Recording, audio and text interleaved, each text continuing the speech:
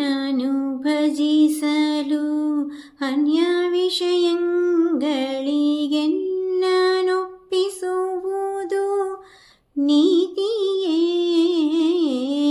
ಮನ್ನಿಸಿ ದಯದಿ ನೀ ನನ್ನ ಪಾಲಿಸದಿರೆ, ಮನ್ನಿಸಿ ದಯದಿ ನೀ ನನ್ನ ಪಾಲಿಸದಿರೆ, ನಿನ್ನ ನೇಮಕ್ಕೆ ಪ್ರತಿಕೂಲವೇ ರಂಗ.